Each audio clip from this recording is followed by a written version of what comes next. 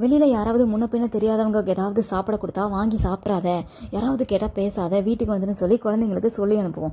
அதே தான் பெரியவங்களுக்கும் நம்மளே யாராவது தெரியாதவங்க சாப்பிட கொடுத்தா சாப்பிட மாட்டோம், கொஞ்சம் பயத்தில் வச்சுக்குவோம். ஏதாவது பாய்சன் இருக்குமோன்ற பயம் எல்லாருக்குமே இருக்கும். ஆனால் இதுவே நமக்கு ரொம்ப தெரிஞ்சவங்க இல்லை நம்ம பேரண்ட் அப்படின்னா நடு ராத்திரியில் கொண்டு வந்து கொடுத்தாலும் வாயை திறந்து ஊட்டி விட்டால் வாங்கி சாப்பிட்டு பேசாமல் படுத்துங்கிடுவோம். ஏன்னா நம்ம நம்பிக்கைக்குரியவர், நம்ம நம்புகிறோம். ஆனால் இங்கே ஒரு சில நேரம் கணவன் மனைவியை நம்ப மாட்டாங்க, மனைவி கணவனை நம்ப மாட்டாங்க, பெற்றோர் பிள்ளைகளை, பிள்ளைகள் பெற்றோரை நம்ப மாட்டாங்க. நிறைய இடத்துல பெற்றோர்கள் பிள்ளைகளை கம்பல் பண்ணுவாங்க, தனக்கு பிடிச்சிருக்குன்றதுக்காக அவங்கள அதை செய்ய சொல்லி கட்டாயப்படுத்துவாங்க. பிள்ளை பெற்றோரை நம்பாது, அது கோவிச்சுட்டு எங்கேயாவது போயிடும். கணவன் மனைவிக்குள்ள சண்டை வரும்பொழுது யாராவது ஒருவர் திரும்ப செய்ய மாட்டேன்னு சொல்லி சாரி கேட்டு சரி பண்ணியிருப்பாங்க. ஆனால் திரும்ப திரும்ப அந்த தவறை செய்யும்பொழுது அந்த இன்னொரு பார்ட்னருக்கு நம்பிக்கை இல்லாமல் போய் அந்த உறவை முறித்து கொண்டு போயிடுவாங்க. எனக்கு நம்பிக்கையே இல்லை, அதனால தான் நான் இந்த நபரோட நான் வாழலை, கண்டினியூ பண்ணலை, இந்த ரிலேஷன்ஷிப்பை நான் முறிச்சுக்கிட்டேன் அப்படின்னு சொல்லி நிறையா நம்ம பார்த்துருக்கோம். அந்த டிவோர்ஸ் அதிகமாகிறதுக்கு காரணமே நம்பிக்கையின்மை தான். ஏன்னா அவங்க அந்த அளவுக்கு காயப்படுத்தியிருப்பாங்க, அந்த இருதயம் காயப்பட்டிருக்கும்.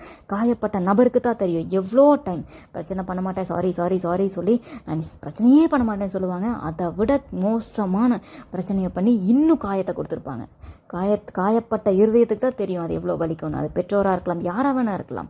அந்த நம்பிக்கை ஒன்ஸ் உடஞ்சிருச்சு அப்படின்னா அதை திரும்ப வர்றது ரொம்ப கடினம், அது வராமல் தான் போகும். அதனால தான் ரிலேஷன்ஷிப் முறிக்கப்படுது.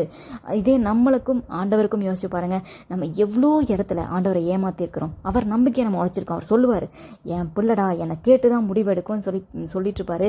ஆனால் அவரை கண்டுக்கவே மாட்டோம். இந்த வழியாக போகாத, இந்த நபரோட சேராத, இந்த காரியத்தை செய்யாத கர்த்தர் சொல்லியிருப்பார், கேட்க மாட்டோம். போய் அதையே செஞ்சு பிரச்சனையை கொண்டு வந்து வச்சுட்டு ஆண்டவர் தான் என்னை சோதிக்கிறாருன்னு அவர் மேலேயே பழைய திருப்பியிருப்போம். ஆண்டவர் நம்மளை நம்புகிறார். மனிதர்கள், அது மனித இயல்பு. காயப்பட்ட மனசு திரும்ப நம்பிக்கையை அது கொடுக்காது இன்னொருத்தர் மேலே, அது யாரையுமே நம்பாது. ஆனால் ஆண்டவர் அவர் காயப்பட்டாலும் திரும்ப நம்மை நேசிப்பார், திரும்ப நமக்கு இன்னொரு வாய்ப்பு கொடுப்பார், திரும்ப நம்ம நம்புவார். நம்ம திரும்ப ஏமாற்றுவோம், அது வேறு.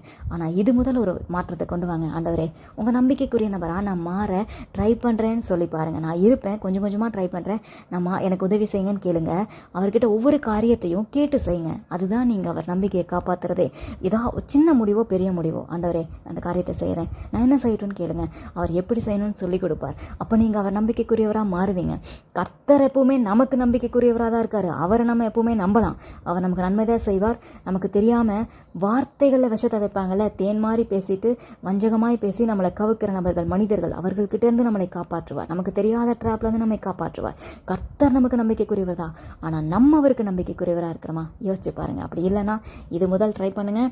ஆண்டவர்கிட்ட ஒவ்வொரு காரியத்தையும் கேட்டு கேட்டு செய்யுங்க. நீங்கள் அவரோட நெருங்கி பழகும்பொழுது உனக்கு ஒவ்வொன்றையும் சொல்லிக் கொடுப்பார், நடக்க போகிறதெல்லாம் சொல்லுவார். நீங்கள் அவர் நம்பிக்கைக்குரியவராய் மாறி பாருங்கள், உங்கள் வாழ்க்கை நன்றாக இருக்கும்.